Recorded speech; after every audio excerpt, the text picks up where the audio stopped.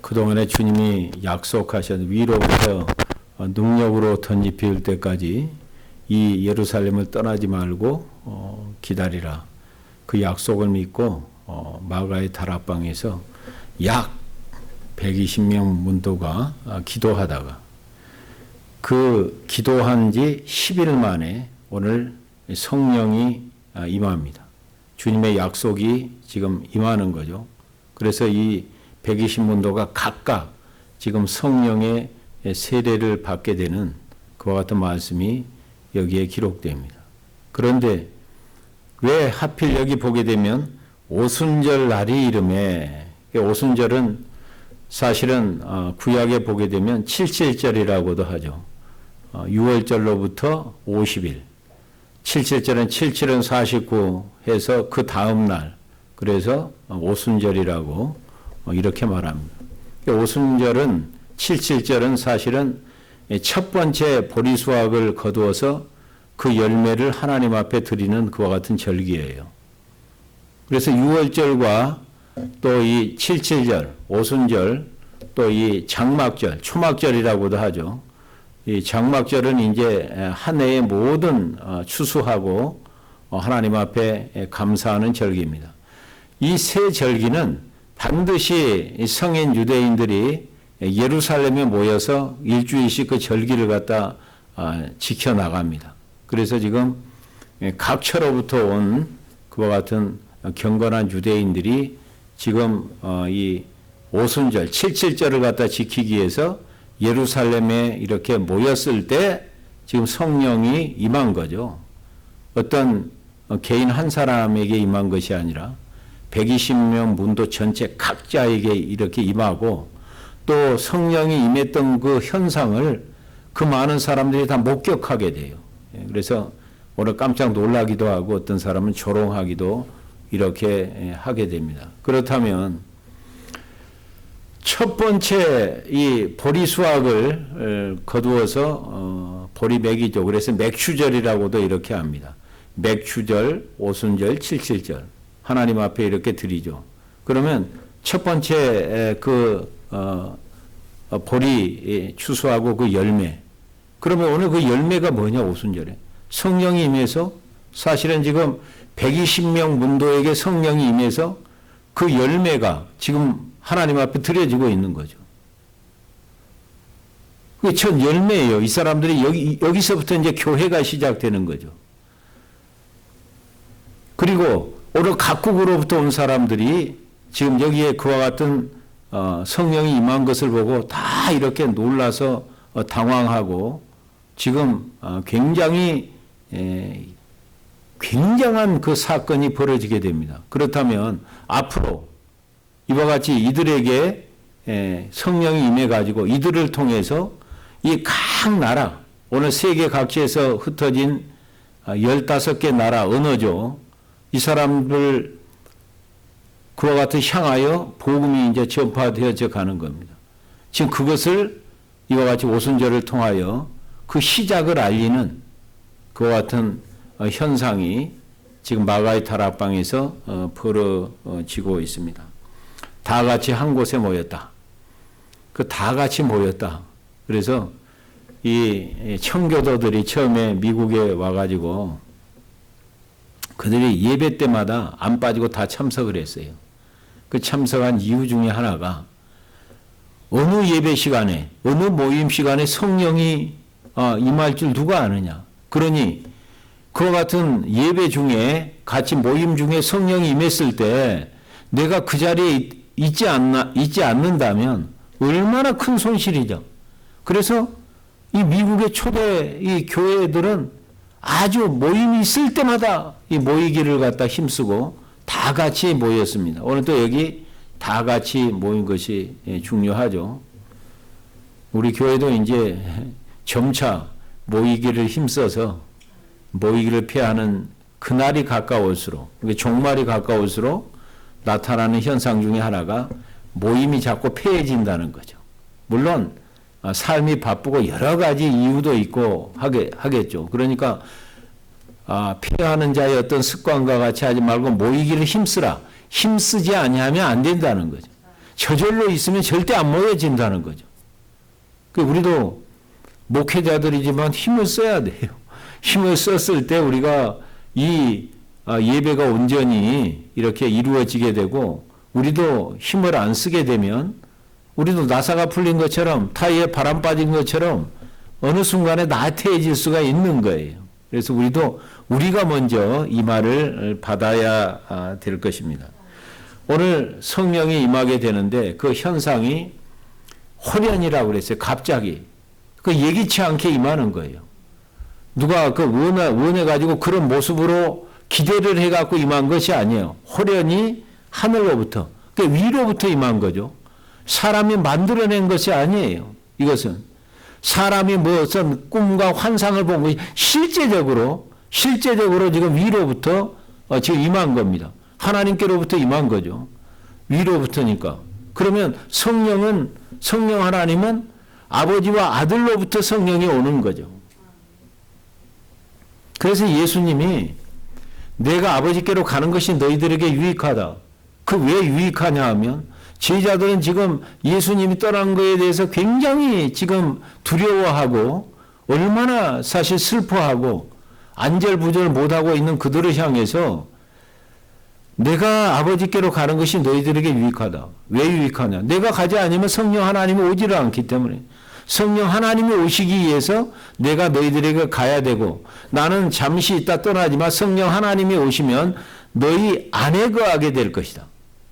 이런 놀라운 약속의 말씀을 하십니다. 그것이 그대로 지금 이루어지는 거죠. 누가 이거 원하고 바라서 이루어지는 게 아니에요. 여기 보니까 호련이 이렇게 임하는데 그 현상이 첫째, 급하고 강한 바람 같은 소리가 있어 그들이 앉은 온 집에 가득하며.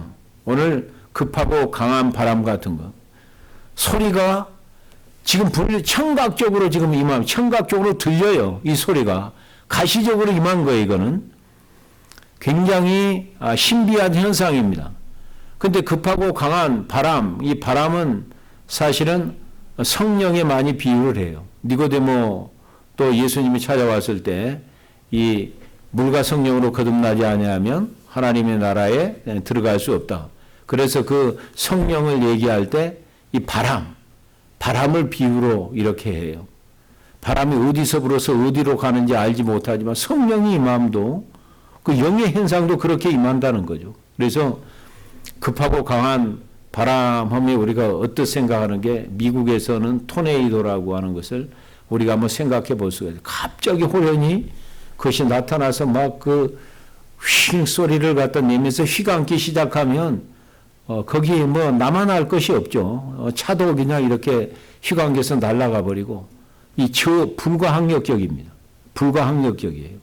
그런 식으로 지금 성령이 임해요. 그래서 이것이 청각적으로 지금 120명 문도에게 그와 같은 소리가 들리고 온 집안에 가득하다고 하는 것은 온 집안을 가득 채웠다고 하는 것은 온 집안에 충만하다는 거죠. 그러니까 이 120명 문도가 지금 성령의 지배 속에 들어가는 현상을 이렇게 지금 표현하고 있는 겁니다. 또 3절을 보시면 마치 불의 혀처럼 갈라지는 것들이 그들에게 보여. 또 시각적으로 임하는 거죠. 여기 보여 그랬어요. 또 급하고 강한 바람 소리는 들렸다고 그래서 청각적으로 지금 임했고요. 불의 혀라고 하는 것은 불이 혀를 갖다가 지금 수식을 하고 있습니다. 역시 성령의 불이죠. 이거는 성령이 임재하면서 능력으로 지금 이곳에 임하고 있는 그 현상이 보여지는 거예요. 그래서 어디에 능력이 임하느냐? 이 혀에 성령의 능력이 임하니까 오늘 여기 보게 되면 하나님의 큰 일을 갖다가 이렇게 말했다고 그랬어요. 각 나라 말로 이게 방언이 이제 터져 나와 버리는 거죠. 혀에 임하니까. 혀에서 방언이 나오죠. 또, 이 갈릴리 사람, 예수님의 제자들, 사도들이 가서 복음을 증거할 때 산헤드린 공회 앞에서도 전혀 기죽지 아니하고 기탄 없이 그들에게 얘기하는데 사내들의 공회원들이 깜짝 놀라는 거예요. 이게 일하고 무식 갈릴리 어부 촌딱지들인데 어떻게 저렇게 하나님의 말을 저런 식으로 능력 있게 감히 그와 같은 최고의 지식을 가진 그와 같은 사람들도 당하기 힘들 정도로 얘기하는 거예요. 이 혀에 불의 혀처럼 성령이 임해버린 거죠. 그래서 이 혀가 성령에 붙들리니까 그렇게 하나님의 일에 대해서 복음에 대해서 기탄 없이 그 종교 최고의 지식을 가진 자들 앞에서도 감당하기 힘들 정도로 그와 같이 말이 입으로부터 쏟아져 나오는 것을 볼 수 있습니다. 이것이 바로 성령의 능력이죠. 그래서 오늘 4절을 보게 되면 그들이 다 성령의 충만함을 받고 성령이 말하게 하심을 따라 다른 언어들로 말하기를 시작하니라. 성령이 충만하다고 하면서 성령의 지배하에 들어갔다는 거죠. 말씀 충만 그 말은 말씀의 지배하에 들어갔다는 거죠. 이 말이 뭔 말이냐 하면 성령의 지배하에 들어갔다고 하는 것은 성령에 붙들렸다는 거예요. 말씀이 우리를 다스린다. 말씀의 지배하에 들어갔다고 하는 것은 말씀에 붙들리는 거예요. 여기에 능력이 나타나고 여기에 역사가 나타나는 것입니다. 그래서 우리가 열심히 말씀을 보죠.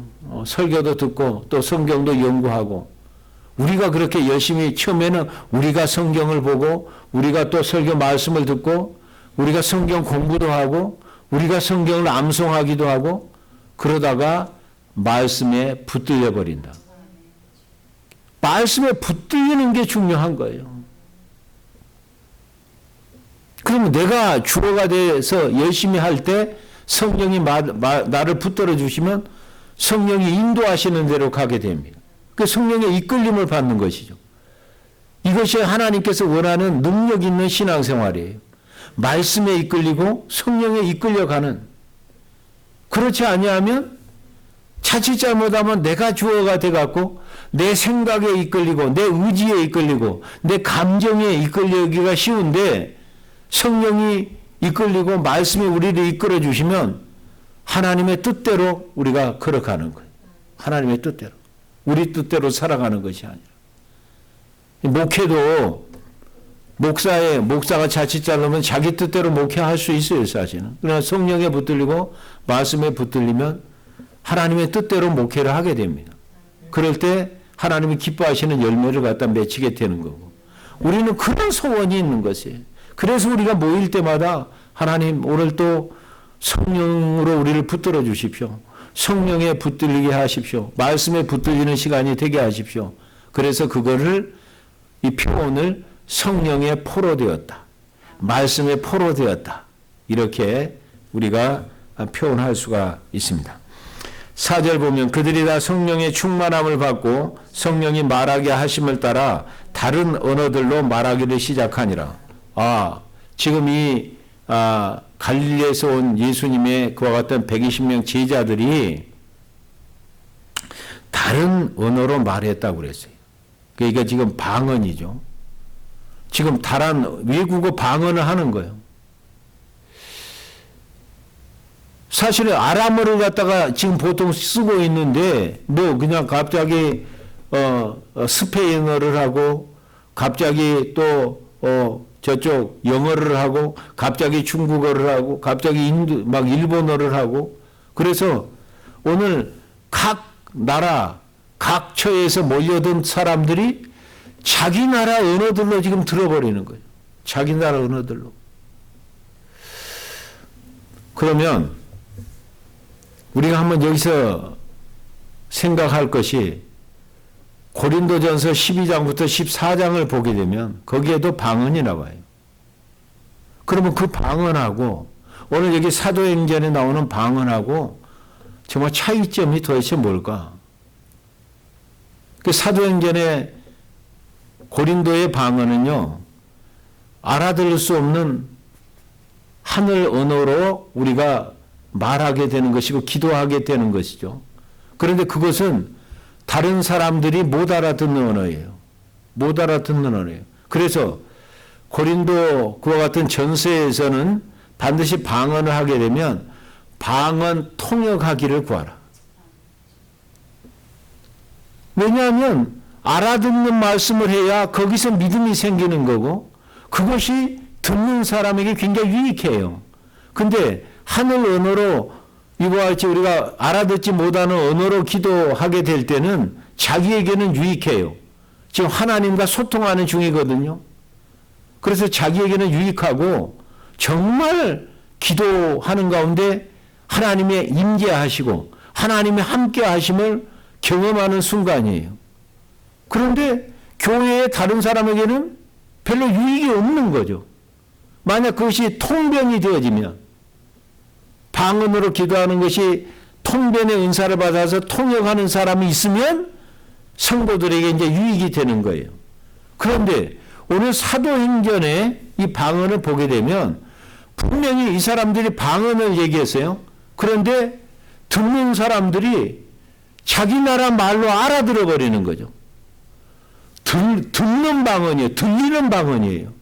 고린도인은 알아듣지를 못해요. 방언하는 사람만 그와 같이 알아들을 수 없는 그와 같은 소리로 기도할 뿐 그것을 듣는 사람은 무슨 뜻인지 알아듣지를 못해요. 그런데 오늘 여기는 알아듣는 방언이에요. 자기 나라 말로 그 뜻을 다 알아듣고 하나님의 큰 일을 말하는 것을 듣는도다. 그럼 하나님 큰 일이 도대체 뭘까? 주님이 십자가에 달리시고 부활하신 사건이죠. 그것이 하나님의 큰 일이에요. 지금 우리 주님께서 부활하시고 나타나서 확증하시고 제자들을 보는 앞에서 그와 같이 부탁하시고 지금 승천하셨잖아요. 아버지께로 이렇게 가셨어요. 그래서 그 부활, 주님의 십자가에 못 박히시고 사흘 만에 부활하셔서 지금 우리 가운데 이렇게 성령을 보내주셨다고 하는 실제적으로 역사 가운데 지금 자기들에게 다 그것이 임했다고 하는 그 엄청난 큰 일을 지금 방언으로 이렇게 그들이 얘기를 하는데 자기 나라 말로 다 알아들었다. 그래서 우리가 사도행전의 방언하고 고린도 전서에 나오는 방언하고 우리가 잘 구분할 필요가 있습니다. 그래서 순복음은 잘못 나와가지고 방언을 해야 구원받는 거다. 이거는 완전히 사기에 가까운 잘못이에요. 방언을 해야 구원받는 거 아니에요. 방언은요, 하나님께서 성령의 필요에 따라서 주시는 은사예요, 은사. 이거는 사실 어떤 면으로 보면 구원과는 상관이 없어요. 은사예요, 은사. 그런데 이것을 방언을 강조하다 보니까 방언을 받으면 구원받는 거고 방언을 못 받으면 구원 못 받는다. 전혀 비성격이고 또 그것에 귀 기울일 필요가 없습니다. 단호하게 우리는 말씀을 써야 되고요. 그 다음에 또 하나는 지금 방언은 이 초대교회 다락방 여기서 방언이 있었고 그 이후로는 방언이 없었다. 그것도 잘못된 거예요. 지금 방언이 있어요. 방언이. 지금도. 주님 오실 때까지 방언은 있어요. 성령의 뜻에 따라서 어떤 사람에게는 방언을 주세요. 어떤 사람에게는 예언의 은사를 주시고 어떤 사람은 말씀의 은사를 어떤 사람은 지식의 은사를 어떤 사람은 영분별의 은사를 성령이 자기 기뻐하시는 뜻에 따라서 주는 거예요. 만약에 성령 받고 싶다 해가지고 다 성령 받는 거 절대 아니에요.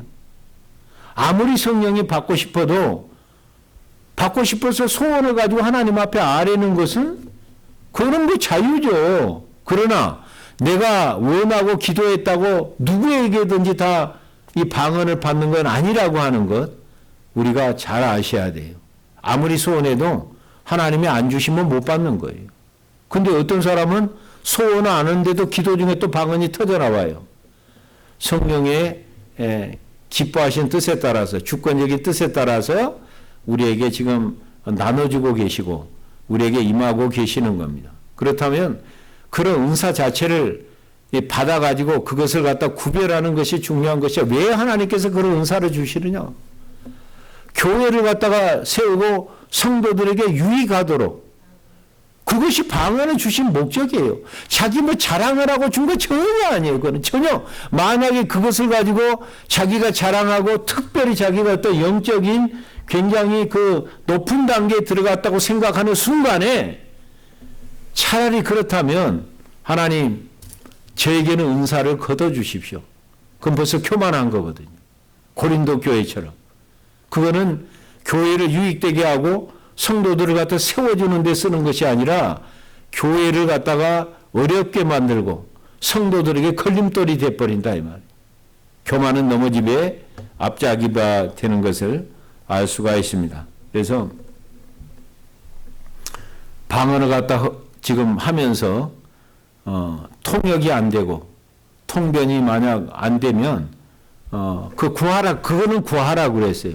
하나님 이 통역의 은사를 주십시오. 통변의 은사를 주십시오. 그래서 제가 두 사모를 위해서 제가 기도하잖아요. 새벽에. 언제 통변의 은사가 임할지는 하나님께서 때에 참 주셨으면 좋겠다. 제가 참 소원이 있어요. 참 소원. 그래서 그 통역까지 해가지고 방언도 하시고 통역도 해서 우리 교회를 세우고 그 연약한 성도들에게 유익을 주는 그런 도구로 쓰임 받고 또 그런 은사를 받아가지고 은사를 어떻게 하나님의 뜻대로 사용하는가 본을 보임으로써 우리가 이 은사가 넘치고 하나님의 뜻대로 사용하는 그와 같은 교회가 되기를 기도하고 있습니다. 5절에 보면 그때에 경건한 유대인들이 천하 각국으로부터 와서 예루살렘에 머물러 있더니 이 소리가 나매 큰 무리가 모여 각각 자기의 방언으로 제자들이 말하는 것을 듣고 소동하여 다 놀라 신기하게 여겨 이르되 보라 이 말하는 사람들이 다 갈릴리 사람이 아니냐 우리가 우리 각 사람이 난 곳 방언으로 듣게 되는 것이 어찌 됨이냐. 여기 보니까 경건한 유대인들이 천하 각국으로부터 왔다고 그랬어요. 그렇다면 벌써 이것을 예시를 하잖아요. 오늘 120명 문도에게 성령이 갖다 임해서 그들이 권능을 갖다 받고서 앞으로 여기서로부터 시작해서 이 땅 각국에 이르기까지 복음이 전파될 것을 예시하는 거예요. 그 첫 열매로 우리가 이 77절날 맥추절날 맥추 그 보리의 첫 소산을 하나님 앞에 드렸던 것처럼 이 120명이 하나님 앞에 드려지는 거죠. 여기서부터 지금 예루살렘 교회가 시작이 되어집니다. 성령이 임하면 너희가 권능을 받고 예루살렘과 온 유대와 사마리아와 땅끝까지 이르러 내 증인이 될 것이다. 이것을 지금 여기에서 그대로 보여주고 있는데 여기 경건한 유대인이라고 하는 것들이 이게 뭐냐? 어떤 유대인들이냐? 이 경건한 유대인들은요. 두 종류가 있습니다. 한 사람 한 종류는 지금 이방 땅에서 그 유대인 자식으로 태어나 가지고 이방 땅에서 그와 같이 자란 사람들이에요. 그 사람들이 절기가 돼서 지금 자기 그 예루살렘 성전이 있는 곳으로 이 절기를 갖다 지키기 위해서 모였던 거죠. 굉장히 경건한 지금 유대인들이죠. 또 하나는 이방 사람들이 유대 종교로 개종해서 지금 예루살렘에 살고 있는 사람들이 지금 이 두 부류죠. 그렇다면 이방 그 사람들이 유대교로 개종을 해가지고 예루살렘에는 살고 있지만 이 사람들은 히브리 언어라든지 뭐 아람어라든지 이런 것보다는 자기 나라 언어가 더 유익한 거죠. 자기 나라 언어가. 그러니까 제자들이 지금 방언으로 얘기할 때 자기 나라 언어들로 이렇게 팍 알아듣게 되는 겁니다. 고린도에는 말하는 방언이고요. 그는 못 알아들어요.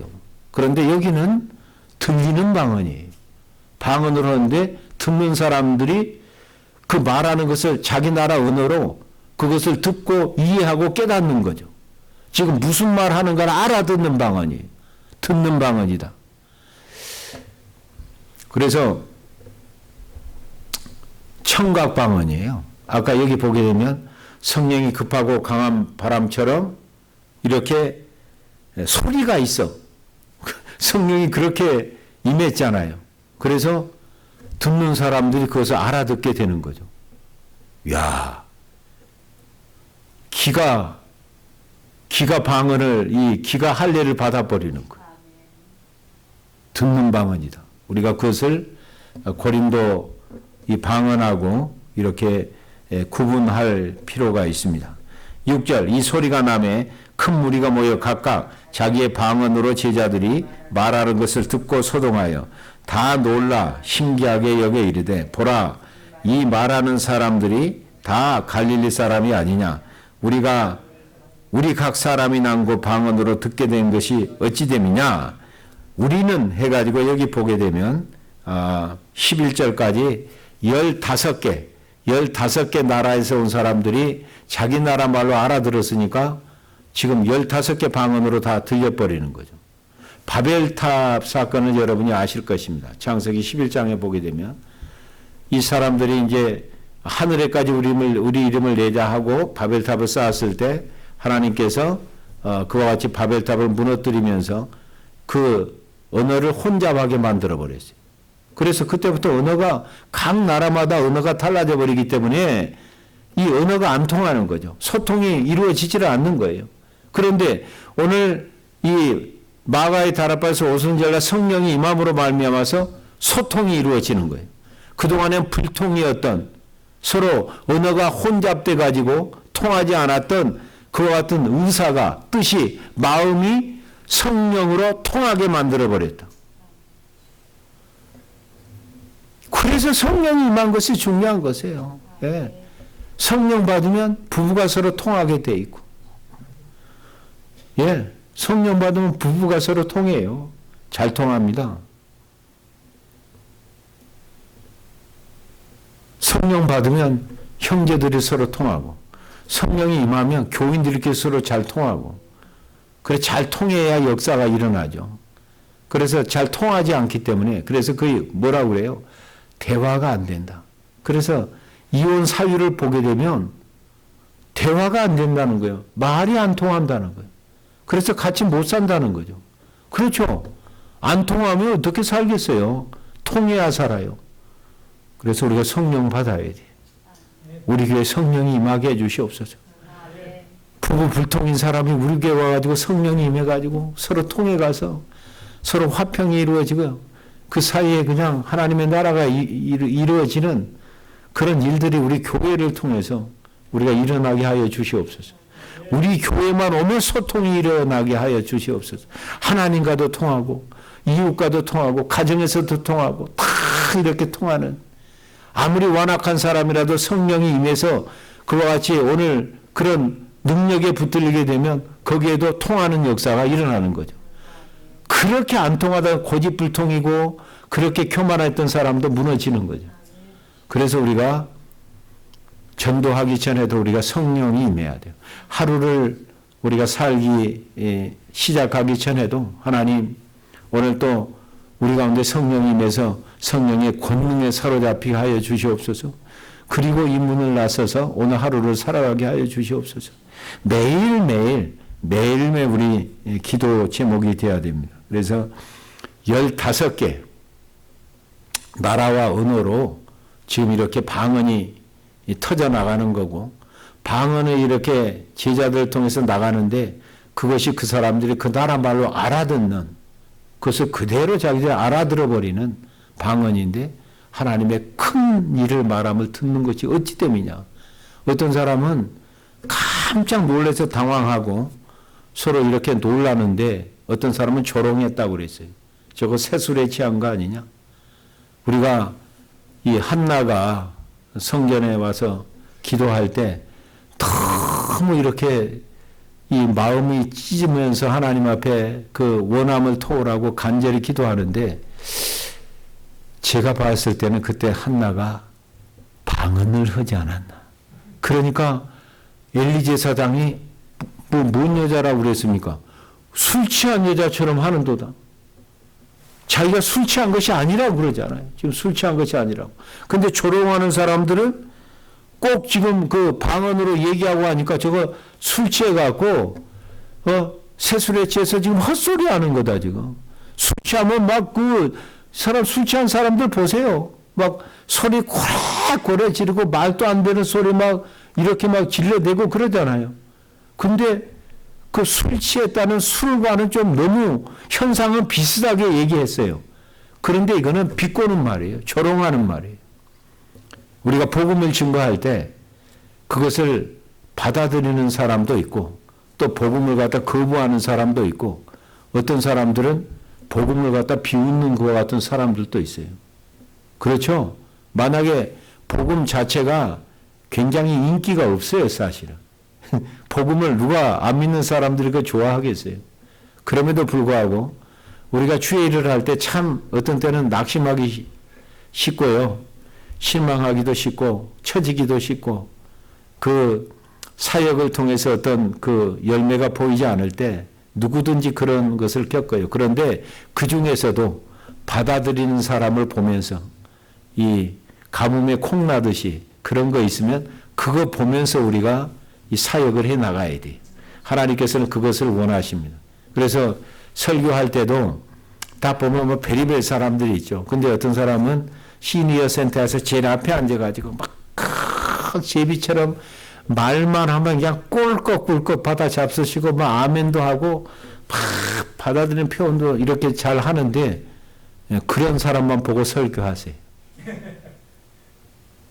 안 받아들이는 사람 보고 설교하면 목사도 좀 시험에 들고 말씀이 이렇게 막혀요. 근데 잘 받아들이는 사람을 보면서 설교하면 막 성령께서 그냥 말씀을 이렇게 풀어주시는 것 같아요. 그런 것을 경험할 때가 있어요. 목회하면서. 오늘 또 복음이 증거되고 주의 사역하는 현장 속에서 다 그것을 받아들이고 순종하는 게 아니에요. 그것을 거부하는 사람도 있고 조용히 안 믿으면 될 텐데 그 막 또 비웃고 비꼬고 조롱하고요. 참 그런 그 회방을 놓는 그런 사람들도 있는 것을 볼 수 있습니다. 그러나 우리는 이 옥토밭에 떨어지는 하나님의 말씀을 보면서 그것의 위로를 받으면서 우리가 나가야 되는 게 목회자의 사역이고 우리 성도들의 사역인 것을 알 수 있습니다. 오늘 주님의 약속대로 오늘 오순절날 마가의 다락방에서 성령이 임해서 거기에 이 귀가 이렇게 열려버리고 청각의 그와 같은 방언도 터져나오고 또 입의 방언도 이렇게 터져나오고 말하는 방언, 들리는 방언까지 이렇게 터져나오서 하나님께서 바벨탑 때문에 언어를 혼잡되게 만들어서 다 불통을 만들어버렸던 것처럼 이 성령의 통해서 우리가 소통하고 하나님과 관계가 이렇게 확 회복이 되어지고 하나님과 소통이 시작되고 또 형제와 형제 사이의 소통이 되어지고 세상과의 소통이 됨으로 말미암아서 하나님의 그 큰 일들을 우리가 전파하고 받아들여서 구원의 역사가 이루어져가는 그와 같은 교회와 우리 목회자들과 우리 교인들이 거기에 쓰임받을 수 있기를 바랍니다. 하나님 감사합니다. 오늘 수요 예배로 주님께서 저희들을 불러주셔서 성령이 임한 사건을 우리가 함께 묵상하면서 하나님 저희들에게도 소원이 있습니다.